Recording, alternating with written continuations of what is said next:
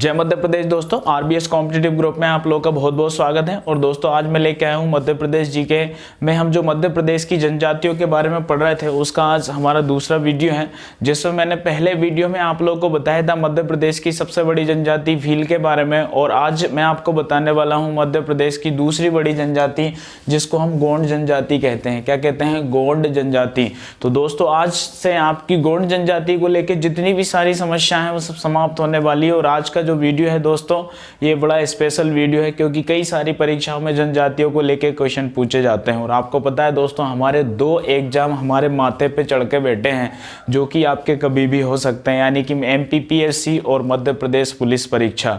तो इसमें दोस्तों विशेष रूप से एमपी जीके के क्वेश्चन में जनजातियों के बारे में पूछा जाता है। तो दोस्तों विशेष रूप से आप पूरा वीडियो अच्छे से देखें और पूरा वीडियो आप अंत तक देखें, ताकि आप गोंड जनजाति को लेकर आपकी जितनी भी समस्याएं वो सॉल्व हो सकें। ठीक है दोस्तों, अंत में वीडियो अगर आपको अच्छा लगे तो प्लीज दोस्तों लाइक शेयर सब्सक्राइब जरूर करें और कमेंट्स के माध्यम से बताएं आपको हमारा वीडियो कैसा लगा है। ठीक है दोस्तों, तो स्टार्ट करते हैं आज का वीडियो, जिसमें हम पढ़ने वाले हैं मध्य प्रदेश की गोंड जनजाति। तो दोस्तों देखिए, मध्य प्रदेश की जो गोंड जनजाति है ये तेलुगु भाषा का शब्द है। कौन सा है? तेलुगु भाषा का। सामान्य परिचय थोड़ा सा हम देखते हैं। तेलुगु भाषा का शब्द है कोंड। तेलुगु भाषा का शब्द क्या है? कोंड। और कोंड से क्या बना है? गोंड बना है। क्या बना है? गोंड। यानी कि जो मध्य प्रदेश की जो गोंड जनजाति है, वैसे तो ये भारत की सबसे बड़ी जनजाति है और मध्य प्रदेश में भी लगभग पूरे मध्य प्रदेश में पाई जाती है। और मध्य प्रदेश की ये दूसरी बड़ी जनजाति है। कौन सी? गोंड जनजाति। सबसे बड़ी जनजाति जो हमने पिछले वीडियो में पढ़ा था, कौन सी जनजाति थी? भील जनजाति थी। और वर्तमान ये सेकंड जनजाति है वो कौन सी है? गोंड जनजाति है। अब गोंड शब्द जो है ना दोस्तों कैसे बना है? गोंड शब्द बना है कोंड शब्द से। कौन सी भाषा का शब्द है? तेलुगु भाषा का शब्द है, और जिसका अर्थ होता है पर्वत। क्या होता है? पर्वत। यानी कि कोंड शब्द का अर्थ क्या होता है? पर्वत। और जो जनजाति पर्वतों पर रहने वाली है उस जनजाति को हम कहते हैं कौन सी? गोंड जनजाति। ठीक है दोस्तों, समझ में आ गया होगा आपको। गोंड शब्द तेलुगु भाषा के कोंड शब्द से बना है। कोंड का अर्थ होता है पर्वत, या पर्वतों पर रहने वाली जो जनजाति है उसको गोंड जनजाति कहा जाता है। यह मध्य प्रदेश की दूसरी बड़ी जनजाति है। कौन सी? गोंड जनजाति। ठीक है दोस्तों, तो ये गोंड जनजाति को लेकर आपका जो उनका इतिहास होता है, इन सारी चीजों को लेकर हम एक यहां से क्लियर कर पाते हैं। इसके बाद दोस्तों बात करते हैं मध्य प्रदेश की जो जनजाति है, इसको दो भागों में, यानी कि गोंड जनजाति को दो भागों में बांटा जाता है। गोंड जनजाति को दो भागों में बांटा जाता है। भाई मध्य प्रदेश की जो गोंड जनजाति है इसको दो भागों में बांटा जाता है। कौन कौन से गोंड होते हैं? तो दोस्तों राज गोंड होते हैं। कौन से? राज गोंड होते हैं और धुर गोंड होते हैं। क्या होते हैं? राज गोंड और धुर गोंड होते हैं। राज गोंड जो होता है ना दोस्तों, ये क्या होता है? सैनिक वर्ग, ये राजा वर्ग होता है, यानी कि जो शासन चलाते हैं राजा वर्ग या शासक वर्ग, इसको आप कह सकते हैं। क्या होगा? शासक वर्ग जो होगा इसको राजगोंड कहा जाता है। और धुर गोंड किसको कहेंगे? सैनिक वर्ग जो होता है, सैनिक वर्ग जो होता है इसको धुर गोंड कहा जाता है। तो राजगोंड और धुर गोंड, ये जो गोंड जनजाति होती है इसके दो पार्ट होते हैं, या दो भागों में ये बटा होता है। ऐसे गोंड जनजाति को हम कहते हैं राजगोंड और धुर गोंड। क्या कहेंगे? राजगोंड और धुर गोंड। ठीक है दोस्तों, तो गोंड जनजाति तेलुगु भाषा के कोंड शब्द से बनी है, जिसका अर्थ होता है पर्वत या पर्वतों पर रहने वाली जनजाति। ठीक है दोस्तों, अब यहाँ पर अगर आप देखें कि ये मध्य प्रदेश के किस हिस्से में पाई जाती है, तो दोस्तों ये मध्य प्रदेश का नक्शा मैं पहले से सेटअप करके रखा हूँ। तो ये विशेष रूप से मध्य प्रदेश का जो दक्षिणी एरिया है, ये वाला जिला, ये वाला जो एरिया है, ये पूरा विशेष रूप से या नर्मदा घाटी क्षेत्र, या दो अच्छे शब्दों में आप इस क्वेश्चन का आंसर दे सकते हैं कि ये दक्षिणी मध्य प्रदेश में, दक्षिणी मध्य प्रदेश में पाई जाती हैं, या नर्मदा घाटी एरिया में पाई जाती है। जो नर्मदा घाटी क्षेत्र है वहां पर ये विशेष रूप से पाई जाती है। क्योंकि दोस्तों ये जरूरी नहीं होता है कि कभी क्वेश्चन आपसे जिले वाइज पूछे, या भाई सभी तरीके से किसी भी तरीके से पूछा जा सकता है। दिशा के हिसाब से, एक बड़े प्राकृतिक क्षेत्र के हिसाब से, संभाग के हिसाब से भी पूछ सकते हैं, जिले के हिसाब से भी पूछ सकते हैं। तो दक्षिणी मध्य प्रदेश में, और दक्षिणी मध्य प्रदेश के जो जिले हैं जैसे छिंदवाड़ा है, यहाँ पर सिवनी पड़ेगा, यहाँ बालाघाट पड़ेगा वगैरह, बैतूल वगैरह, दक्षिणी मध्य प्रदेश के जितने भी ज़िले आते हैं वहाँ पर ये विशेष रूप से पाई जाती है। और ये आपको स्पेशल याद रखना है कि जो सबसे ज़्यादा जो पाई जाती है गोंड जनजाति वो छिंदवाड़ा ज़िले में पाई जाती है। कौन से ज़िले में? छिंदवाड़ा ज़िले में गोंड जनजाति विशेष रूप से पाई जाती है। और नर्मदा घाटी के आसपास का जो एरिया है वहाँ पर गोंड जनजाति विशेष रूप से पाई जाती है। ठीक है दोस्तों, अब बात करते हैं इनकी भाषाओं की। गोंड जनजाति की जो भाषा है, तो गोंड जनजाति की जो भाषा है दोस्तों वो गोंडी है। इनकी सबसे मुख्य भाषा गोंडी है, नाम से ही पता चल रहा है, गोंड और गोंडी। ठीक है, जैसे आपने सुना भी होगा कि मध्य प्रदेश क्या है, गोंडवाना लैंड का हिस्सा है। मध्य प्रदेश जो है ये गोंडवाना लैंड का हिस्सा है। गोंडवाना लैंड जो सेल समूह है इसको 3 भागों में बांटा है, मध्य गोंडवाना, अपर गोंडवाना, लोअर गोंडवाना। तो दोस्तों जो गोंड सेल समूह पर निर्मित गोंडवाना लैंड हम जिसको कहते हैं मध्य प्रदेश, उस पर जो जाति पाई जाती है वो गोंड जनजाति होती है। और ये भारत की सबसे बड़ी जनजाति है गोंड जनजाति, और मध्य प्रदेश की दूसरी बड़ी जनजाति है। अब दोस्तों बात करें भाषा की, तो गोंडी भाषा इनकी सबसे मुख्य भाषा है, डोरली भाषा है, इसके बाद हल्बी भाषा है और भर्तरी भाषा है। कौन सी है? भर्तरी भाषा। अब दोस्तों भाषाओं का भी एक अलग अलग समूह होता है। क्या होता है? अलग अलग समूह। तो ये द्राविड़ परिवार की भाषा है। ये जो भाषा है कौन कौन सी? गोंडी और डोरली जो है ये द्राविड़ परिवार की भाषा है। और हल्बी और भर्ती ये इंडो आर्यन परिवार की भाषा है। इंडो आर्यन परिवार की भाषा कौन सी है? हल्बी या भर्ती। ठीक है दोस्तों, तो 4 भाषाएं इनकी है विशेष रूप से। भाषा गोंडी इनकी सबसे मुख्य भाषा है जो ये बोलते हैं, डोरली भाषा भी बोलते हैं। दोनों भाषाएं द्राविड़ परिवार की भाषा है। इसके बाद हल्बी और भर्ती ये इंडो आर्यन परिवार की भाषा है जो इसी जनजाति से संबंध रखती है। कौन सी जनजाति? गोंड जनजाति से संबंध रखती है, मध्य प्रदेश की दूसरी बड़ी जनजाति। अब दोस्तों बात करते हैं इनकी उपजनजातियां। उपजनजातियां तो दोस्तों विशेष रूप से आप लोगों को रटना है, जैसे पिछले वीडियो में मैंने आपको बताया था। उपजनजातियां परीक्षाओं में विशेष रूप से पूछी जाती हैं। जैसे हमने भील जनजाति के बारे में पढ़ा था, वरेला, भिलाला, पटलिया, रतिया, वेगास, उमड़ी जो उसकी जनजाति होती है, भीलों की उपजनजाति। ऐसे ही यहाँ पर इनकी उपजनजाति होती है किसकी? गोंड जनजाति की। कौन सी जनजाति के बारे में हम पढ़ रहे हैं? गोंड जनजाति के बारे में, जिसका अर्थ होता है पर्वतों पर रहने वाले लोग, यानी गोंड जनजाति के लोग। इनकी उपजनजाति होती है प्रधान, ओजा, अगरिया, नगारची, सोलास। क्या होता है? प्रधान, ओजा, अगरिया, नगारची, सोलास, मुड़िया या मड़िया, माड़िया, ऐसे दोनों करके एक ही शब्द होते हैं, माड़िया या मुड़िया। और कोयला भूतिस। क्या होता है? कोयला भूतिस। ठीक है, तो ये इनकी उपजनजातियां हैं, प्रधान, ओजा, अगरिया, नगारची, सोलास। प्रधान, ओजा, अगरिया, नगारची, सोलास। इसके बाद होते हैं मड़िया या माड़िया या मुड़िया, और इसके बाद होते हैं क्या? कोयला भूतिस। क्या होते हैं? कोयला भूतिस। तो ये आपको विशेष रूप से याद रखना है। किसी भी तरीके से कोई गाना बना लो या कुछ भी बना लो या कोई ट्रिक बना लो, कैसे भी करके आप इनको याद करेंगे। मैंने तो भाई सीधा एक सेंटेंस बना रखा। अभी अलग अलग शब्द याद करते हैं थोड़ा सा मुश्किल होता है। एक सेंटेंस बना लीजिए पूरा का पूरा, प्रधान, ओजा, अगरिया, नगारची, सोलास, मारिया, मुड़िया और कोयला भूतिस। क्या है? ऐसे एक शब्द बना लो। जैसे गोंड है तो गोंड की उपजनजाति, गोंड की उपजनजाति या गोंड है क्या है? प्रधान, ओजा, अगरिया, नगारची, सोलास, माड़िया और कोयला भूतिस, ये गोंड है। ठीक है, तो प्रधान, ओजा, अगरिया, नगारची, सोलास, माड़िया या मुड़िया एक ही बात है, और कोयला भूतिस ये इनकी उपजनजाति हैं। प्रधान क्या होता है? तो दोस्तों जो पूजा पाठ करते हैं ना, इनमें जो पूजा पाठ करते हैं, यानी कि जो जैसे ब्राह्मण वगैरह नहीं होते हैं, तो उनको इस टाइप से जो अच्छे जो इनकी जाति के लोग होते हैं, प्रधान जिनको कहते हैं, वो क्या करते हैं? पूजा करते हैं। इसके बाद दोस्तों जो ओजा लोग होते हैं ये क्या करते हैं? तांत्रिक वगैरह का जो काम होता है वो इनका होता है, ओजा का।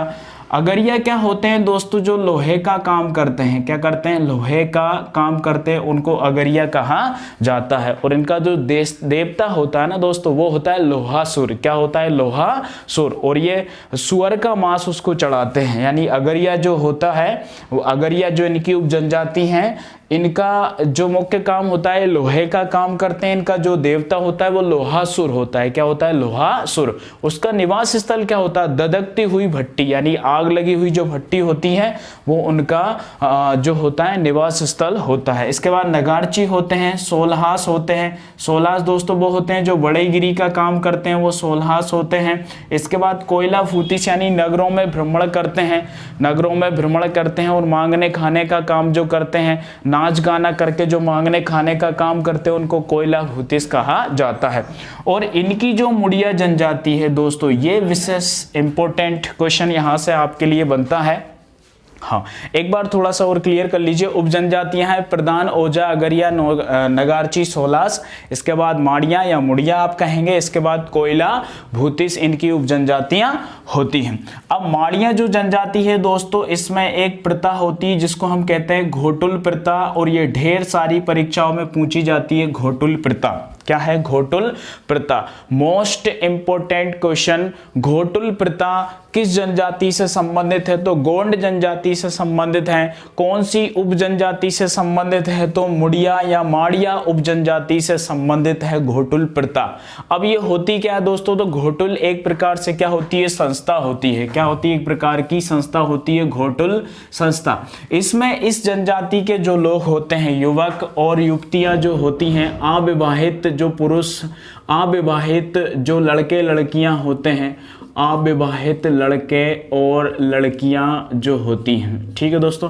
अब अपने हिसाब से तो हम कह सकते हैं घोटुल प्रथा यानी कि एक प्रकार से भाई यानी कि अच्छी प्रथा नहीं है, उनके स्तर से वो इसको किसी भी तरीके से लेते होंगे भाई अपने हिसाब से। तो अगर अपन देखें तो ये प्रथा ठीक नहीं है जो इस संस्था के अंतर्गत या इस जनजाति के अंतर्गत चलती है। क्या है? घोटुल प्रथा। कौन सी जनजाति? गोंड जनजाति। और गोंड की क्या है? मुड़िया या माड़िया जो जनजाति है, उप जनजाति, इसमें यह घोटुल प्रथा पाई जाती है। इसमें क्या करते हैं, जो अविवाहित लड़के लड़कियां होते हैं उनको इस संस्था में लाया जाता है और यौन शोषण संबंधी उनको प्रशिक्षण दिया जाता है। यौन शोषण नहीं, सॉरी, सेक्स संबंधी जो होते हैं, यौन या क्या कह सकते हैं, हाँ यौन शोषण ही समझ लीजिए आप। तो यौन शोषण संबंधी यहाँ पर इनको प्रशिक्षण दिया जाता है और शादी से पहले ही इनको प्रेम संबंध बनाने का जो एक तरीका होता है वो यहाँ पर बतलाया जाता है, या कुछ भी उनके संबंध में करते होंगे। आप मेरे कहने का मतलब समझ रहे होंगे। माड़िया या मुड़िया जनजाति में घोटुल प्रथा पाई जाती है। होता क्या है, यहाँ पर अविवाहित जो लड़के लड़कियां होते हैं उनको यौन संबंधी जो होता है प्रशिक्षण दिया जाता है और शादी विवाह से पहले उनको प्रेम संबंध बनाने के तरीके यहाँ पर बतलाए जाते हैं घोटुल प्रथा के अंतर्गत। और ये माड़िया या मुड़िया जनजाति, उप जनजाति जो है गोंडों की, उसमें यह होता है। ठीक है दोस्तों, तो उप जनजाति आप यहाँ से क्लियर कर लेंगे। कई सारी परीक्षाओं में उप जनजातियों के बारे में पूछा जाता है। प्रधान, ओजा, अगरिया, नगारची, सोलास, माड़िया, मुड़िया कह सकते हैं, या इसके बाद कोयला भूतिस कह सकते हैं। कोयला भूतिस प्रधान जो होते हैं पूजा पाठ का काम करते हैं, ओजा लोग तांत्रिक विद्या का काम करते हैं, अगरिया जो होते हैं लोहे का काम करते हैं, नगारची जो होते हैं नगरों में भ्रमण करते हैं, सोलहास जो होते हैं बढ़ई का काम करते हैं, और माड़िया मुड़िया में घोटुल प्रथा पाई जाती है। कोयला भूतिस जो होते हैं, कोयला भूतिस ये क्या करते हैं, नगरों में भ्रमण करके नाच गाना करके अपना जीवन यापन करते हैं। ठीक है दोस्तों, तो ये आपकी एक जो बहुत बड़ा मैटर बनता है उप जनजातियों को लेके, ये आपका क्लियर होता है। प्रधान, ओजा, अगरिया, नगारची, सोहलास, माड़िया या मुड़िया, इसके बाद कोयला भूतिस, इनकी उप जनजातियां होती हैं। विवाह पद्धति थोड़ा सा देख लीजिए, कई सारी परीक्षाओं में विवाह पद्धति को लेके क्वेश्चन बनता है। तो वेरी मोस्ट इंपोर्टेंट विवाह पद्धति इनकी दूध लोठावा प्रथा। मोस्ट इंपोर्टेंट, ढेर सारी परीक्षाओं में पूछा जाता है कि दूध लोठावा प्रथा जो होती है विवाह पद्धति कौन सी जनजाति में पाई जाती है। तो गोंड जनजाति में दूध लोठावा विवाह पद्धति पाई जाती है। होता क्या है इसमें भाई, इसमें यह होता है जैसे एक भाई है और उसकी बहन है, भाई और बहन। अब इनका मान लीजिए इनका लड़का है या इनकी लड़की है। अब इनकी लड़की है या इनका लड़का है तो इनका आपस में विवाह हो सकता है। ठीक है, इनका आपस में विवाह हो सकता है। भाई के लड़के का बहन की लड़की के साथ विवाह हो सकता है और भाई की लड़की का बहन के लड़के के साथ विवाह हो सकता है। ऐसी प्रथा को कहा जाता है दूध लोटाबा प्रथा। क्या कहेंगे? दूध लोटाबा प्रथा। कौन सी जनजाति में है? गोंड जनजाति में ये प्रथा पाई जाती है, दूध लोटाबा प्रथा। यानी कौन सी विवाह पद्धति है? दूध लोटाबा विवाह पद्धति गोंड जनजाति में पाई जाती है। इसके बाद दोस्तों पिटोनी विवाह पद्धति भी इनमें पाई जाती है, पिटोनी विवाह पद्धति। इसके बाद चढ़ विवाह भी इनमें किया जाता है। कौन सा विवाह होता है? चढ़ विवाह। इसके बाद दोस्तों सेवा विवाह या लम सेना विवाह। इसमें क्वेश्चन बनता है कि आप सेवा विवाह या इसी को कहा जाता है लम सेना विवाह। सेवा, देखिए विवाह पद्धतियां अन्य जनजातियों में कॉमन हो सकती हैं। ये विवाह पद्धति भीलों में भी होती है, यहाँ इनमें भी पाई जाती हैं। या अन्य विवाह पद्धतियां जो होती हैं वो कॉमन हो सकती है इधर उधर एक दूसरी जनजाति में, जरूरी नहीं होता। लेकिन कुछ विवाह पद्धति स्पेशल होती हैं, जैसे वहाँ हमने भगोरिया हाट में जो प्रथा पढ़ी थी वहाँ पर स्पेशल वो भीलों में पाई जाती हैं।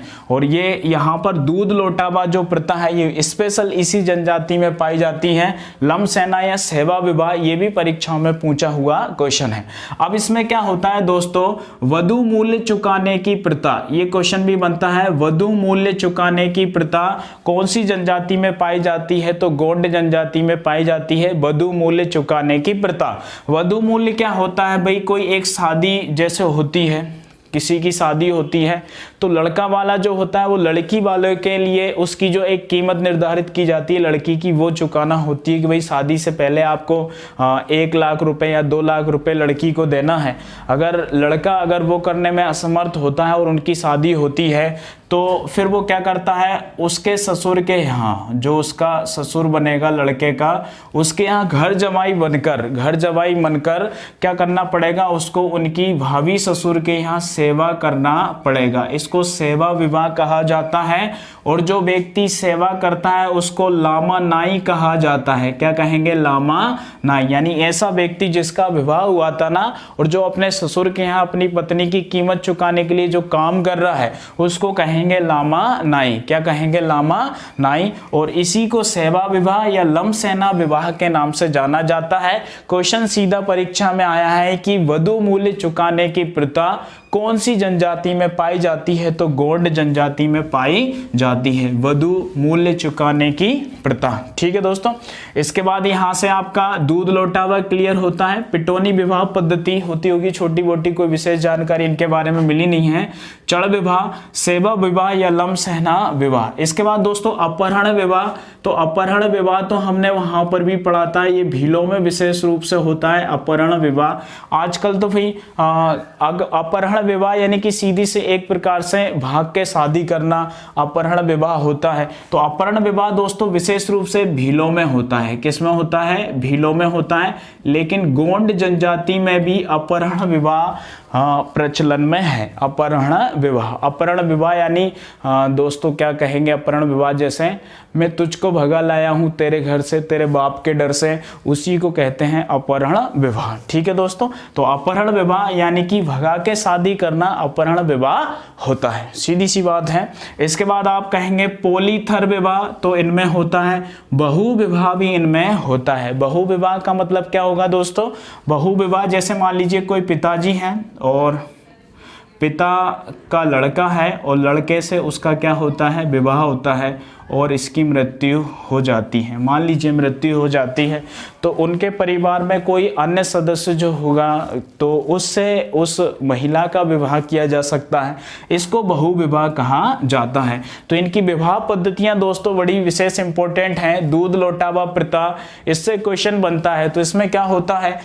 दूध लोटावा प्रथा में भाई या बहन जो होते हैं उनके लड़के लड़कियों का आपस में विवाह हो सकता है, इसको दूध लोटावा कहते हैं। पिटोनी विवाह, चढ़ विवाह इसमें होता है। सेवा या लमसेना विवाह मैंने आपसे कहा था वधु मूल्य चुकाने की प्रथा इसमें होती है और भावी ससुर के यहाँ अगर उसकी कीमत वो नहीं चुका पाता है तो उसके यहाँ उसको काम करना पड़ती है, तो इसी को हम सेवा विवाह कहते हैं। जो व्यक्ति वहाँ पर काम करता है उसको लमसेना लामा नाई कहा जाता है। इसके बाद अपहरण विवाह यानी सीधी सी बात, मैं तुझको भगा लाया तेरे घर से, तेरे बाप के डर से। इस विवाह को कहा जाता है अपहरण विवाह, पॉलीथर विवाह और बहु विवाह, यानी कि कोई पिता है और उसका जो लड़का है अगर वो शादी के बाद खत्म हो जाता है तो उसकी जो पत्नी है उसका विवाह घर परिवार में किसी अन्य व्यक्ति से कर दिया जाता है, इसको कहा जाता है बहु विवाह। ठीक है दोस्तों, तो विवाह पद्धतियां इंपॉर्टेंट हैं गोंड जनजाति को लेके।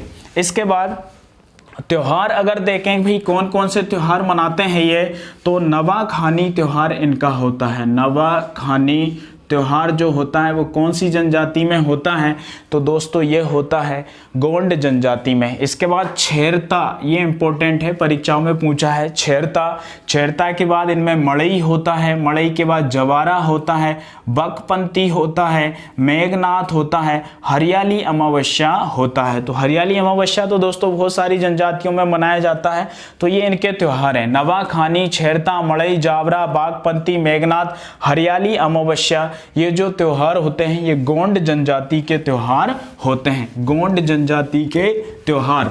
ठीक है, इसके बाद दोस्तों नृत्य, बड़े इंपॉर्टेंट मैटर है नृत्य। वैसे दोस्तों हम ये सब चीजें स्पेशल अलग भी इनको पढ़ने वाले हैं, नृत्य वगैरह जो सारे होंगे स्पेशल, विवाह पद्धतियां जो होंगी वो भी हम इनका अलग से वीडियो बनाएंगे, लेकिन जनजाति के साथ आप विशेष रूप से क्लियर करेंगे, क्योंकि भाई हमारे पास अब समय है पढ़ने के लिए। क्यों समय है? क्योंकि कोविड-19 का प्रकोप बढ़ रहा है और हमारी परीक्षा का समय भी बढ़ रहा है। ठीक है दोस्तों, तो हम बिल्कुल आराम से सारी चीज़ों को इतनी गहराई से क्लियर करेंगे और निश्चित रूप से हम अच्छे तरीके से सब चीज़ों को पढ़ेंगे, ताकि भाई हम परीक्षा के लिए अपने आप को इतना तैयार कर लें कि कोई भी क्वेश्चन आए, कैसा भी क्वेश्चन आए, तो हमारा बिल्कुल भी ना छूटे। ठीक है दोस्तों, तो विशेष रूप से हम मेहनत करेंगे और सारे क्वेश्चन जितने भी हो सकेंगे, जितना डिटेल्स हो सके उतना पढ़ने का समय आपके पास है। अब ये नहीं रहा कि आप भाई वन लाइन फैक्ट में क्वेश्चन सॉल्व करें, नहीं, ज्यादा से ज्यादा आप लोग पढ़िए। तो नृत्य दोस्तों कर्मा विशेष इंपॉर्टेंट है, कर्मा नृत्य बहुत ही इंपॉर्टेंट नृत्य, कर्मा नृत्य गोंड जनजाति से संबंधित है। दोस्तों कर्मा नृत्य क्या होता है? ये महिला प्रधान होता है, यानी महिलाएं करती हैं। भाई नृत्य जो होते हैं ना, जैसे पूछा जाता है कई सारे नृत्य होते हैं, कुछ में महिलाएं करती हैं, कुछ में पुरुष करते हैं, या महिला पुरुष दोनों मिलकर करते हैं। तो महिला पुरुष नृत्य है कर्मा नृत्य, और इनका सबसे प्रमुख नृत्य है कर्मा नृत्य, इनका सबसे प्रमुख नृत्य है। इसमें एक वाद्य यंत्र बजाया जाता है जिसको मांदर कहा जाता है। क्या कहेंगे? मांदर कहेंगे। जो इनका इस नृत्य में एक वाद्य यंत्र बजाया जाता है उसको मांदर कहते हैं। और दोस्तों ये इतना बड़ा नृत्य है कि वर्ल्ड गिनीज बुक में इसका नाम आया हुआ है। वर्ल्ड गिनीज बुक जो रिकॉर्ड होता है उसमें इस नृत्य को शामिल किया गया है। कर्मा नृत्य जो कि मध्य प्रदेश की गोंड जनजाति करती हैं, महिला प्रधान नृत्य है, यानी महिला करती हैं, और इसमें एक वाद्य यंत्र जो बजाया जाता है उसको मांदर कहा जाता है। इसके बाद भड़ोनी, इनमें एक नृत्य होता है भड़ोनी, सेला नृत्य, ब्रहा नृत्य बड़े इंपॉर्टेंट है, कहरवा क्या होता है? कहरवा, सेला नृत्य, ब्रहा नृत्य, कहरवा नृत्य। अब दोस्तों सभी नृत्यों के बारे में हम उनका एक जब स्पेशल वीडियो बनाएंगे तो उनका एक क्षेत्र पढ़ेंगे कि भाई किस क्षेत्र में यह कहाँ होता है और कौन सी जनजाति के द्वारा होता है। स्पेशल मेहनत हम स्पेशल टारगेट के साथ करेंगे, लेकिन पहले हम जनजातियों के बारे में पढ़ेंगे, तब आप इन क्वेश्चंस के जवाब खुद देने लगेंगे। ये मेरा आपसे वादा है। अगर आप पूरे वीडियो को आप अच्छे से देखेंगे और आप हमें टारगेट कर रहे हैं तो आप पुराने जितने भी सारे वीडियो है मध्य प्रदेश जीके के सारे वीडियो देखिए। डेफिनेटली गारंटी के साथ आपसे मैं कह सकता हूं कि मध्य प्रदेश में कोई भी क्वेश्चन आपका बाहर नहीं जाएगा। जितने हमारे वीडियो अपलोड हुए हैं उन्हीं को आप अगर अच्छे से देख लें। ठीक है दोस्तों, जब हमारा ये डिटेल वाला सीरीज कंप्लीट हो जाएगा तो हर वीडियो से हम स्पेशल क्वेश्चन छांट के आप लोगों के लिए विशेष मेहनत करेंगे। लेकिन पहले आप एक बार डिटेल से सारे वीडियो जितने भी हैं वो सारे आप एक बार देख लीजिए, ताकि आप वन लाइन फैक्ट में या ऑब्जेक्टिव क्वेश्चन के आंसर देने में आपको कोई भी दिक्कत ना आए। तो भड़ोनी, सेला, ब्रहा, कहरवा और सजनी और दीवानी, ये दो नृत्य, ये सारे के सारे जो नृत्य हैं ये गोंड जनजाति से संबंधित है। कर्मा इनका सबसे प्रमुख नृत्य है। इसके बाद बड़ोनी है, सेला है, कहरवा है, विरहा है, सजनी और दीवानी, ये भी इनके दो नृत्य हैं। और ये भी महिलाएं विशेष रूप से इस नृत्य को करती हैं, यानी महिलाओं से प्रधान नृत्य है ये सजनी और दीवानी। ठीक है दोस्तों, तो ये सारे इंपॉर्टेंट फैक्ट हैं गोंड जनजाति को लेके।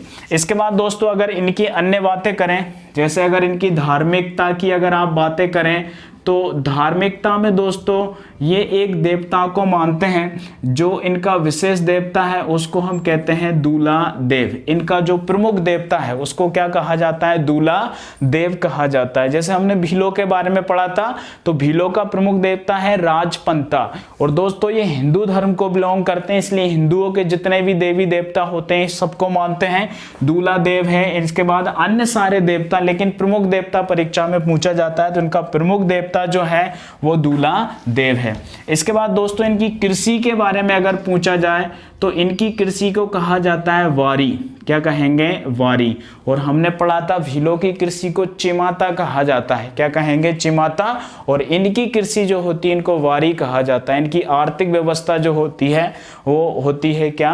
कृषि, यानी कृषि प्रधान होते हैं। या अन्य सारे काम अलग अलग कैटेगरी के लोग अलग अलग काम करते हैं, लेकिन गोंड जनजाति के जो लोग खेती करते हैं या कृषि करते हैं उसको क्या कहा जाता है? वारी कहा जाता है। इसके बाद दोस्तों अगर मृत्यु की बात करें तो दोस्तों इनमें जब किसी व्यक्ति की मृत्यु होती है ना, तो इनमें दोनों प्रथाएं पाई जाती हैं। एक तो जलाने की भी प्रथा इनके अंतर्गत होती है और दफनाने की प्रथा भी इनमें पाई जाती है। दफनाने की प्रथा, जलाने की प्रथा और दफनाने की प्रथा, दोनों प्रथाएं होती हैं गोंड जनजाति में। और इनका जो एक मृत्यु गान है ये थोड़ा इंपॉर्टेंट है आपके लिए। मृत्यु गान, इनका जो मृत्यु गान है उसको कहते हैं काहुल पाता। क्या कहेंगे? काहुल पाता इनका मृत्यु गान होता है। काहुल पाता कौन सी जनजाति का?